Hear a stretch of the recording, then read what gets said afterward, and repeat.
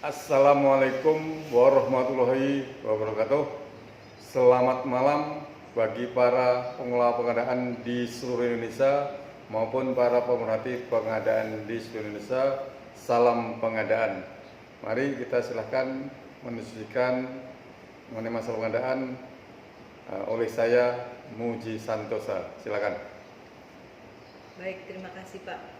Kali ini kami ingin menanyakan tentang perawatan kendaraan yang ada di kantor kami. Kami punya anggaran senilai 400 juta untuk perawatan kendaraan. Kira-kira bagaimana tendernya ya Pak?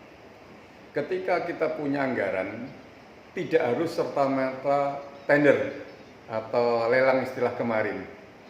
Agar terhadap kebutuhan ini dilakukanlah namanya identifikasi kebutuhan. Pengadaannya nanti bagaimana? Setelah tahu kebutuhannya seperti itu, kita melakukan identifikasi siapa nanti penyedianya, sehingga pengadaan bisa dilakukan secara e-purchasing, pengadaan langsung, atau penunjukan langsung, atau tender.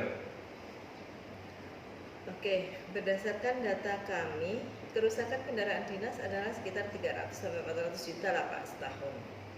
Apakah ini bukannya sudah masuk nilai tender karena di atas 200 juta? Jadi saya ulangi lagi, agar dilakukan namanya identifikasi kebutuhan. Dan berdasarkan identifikasi kebutuhan tadi, maka kita akan mengetahui siapa saja penyedianya. Apakah kendaraan yang dimiliki sekarang telah jelas kerusakannya? Mungkin belum jelas kerusakannya.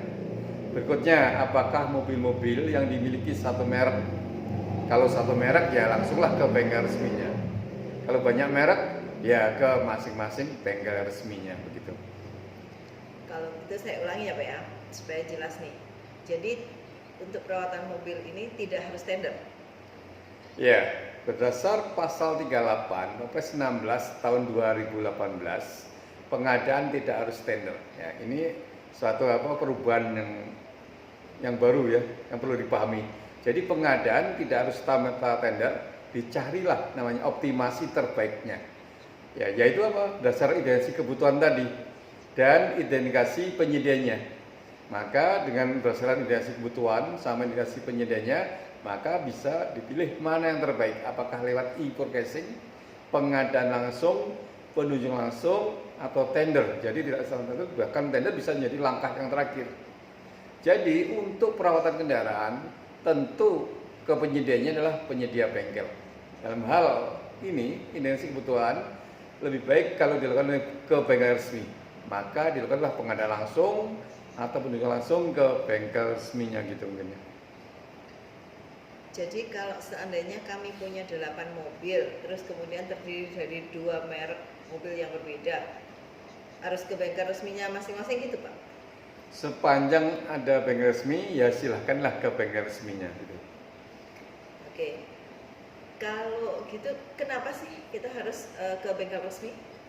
Ya, ke bengkel resmi sebenarnya ada 5 alasan.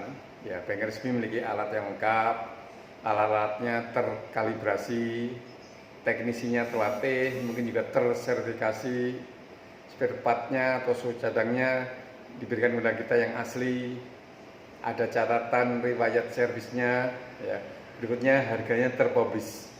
Harga terpublish, harga apa? Dapat kita lihat.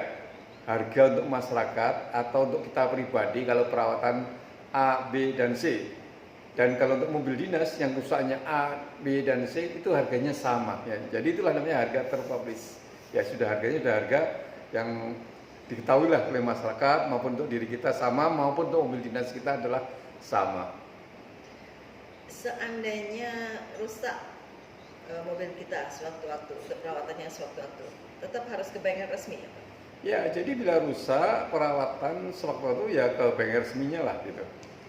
Masalahnya kadang-kadang kerusakan itu terjadi di jalan atau di mana gitu, sehingga mungkin kita tidak ketemu dengan bengkel resminya. Apa boleh kalau kita ke bengkel biasa? Bolehkah ke bengkel biasa? Ya, walaupun bukan yang tiba-tiba kerusakannya. Ya kalau ada bengkel biasa, kalau mutu dan harga sama, ya bisa juga. Contoh ganti oli, ganti ban dan sebagainya. Kalau ban meletus, boleh ke bengkel biasa, gitu ya Pak. Ini kok kayaknya pengadaannya mudah banget sih, nggak pakai tender. Tapi kami gini terus terang agak takut-takut gitu. Kalau bisa tender ya udahlah tender aja.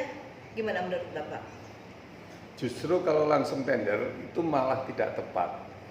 Karena apa? Karena ruang lingkupnya belum jelas, atau belum muncul kerusakan, atau apa yang harus diperbaiki juga belum tahu kita. Ya, jadi kalau seperti itu ya tidak harus tender. Ya, jadi selanjutnya ya kita pelajarilah, kita cobalah diskusi sama orang bengkel resmi. Mari kita pelajari praktek bisnisnya mereka. Berikutnya, takut itu kalau kita melakukan korupsi. Takut itu kalau kita melakukan korupsi. Seperti apa? Melakukan intervensi negatif, ada kolusi, ada aliran dana yang tidak patut. Jadi kita tidak takut kalau korupsi. Jadi bagi pengadaan seperti itu, maka janganlah menerima atau melakukan namanya intervensi negatif, melakukan kolusi, dan ada aliran dana yang tidak patut yang diterima oleh para pengelola pengadaan. Berikutnya pesan saya dalam menegakkan hukum pemberantasan korupsi, carilah keserakahannya, bukan sekedar mencari kesalahan prosedur. Demikian, semoga bermanfaat untuk meningkatkan kinerja kantor kita masing-masing. Salam pengadaan.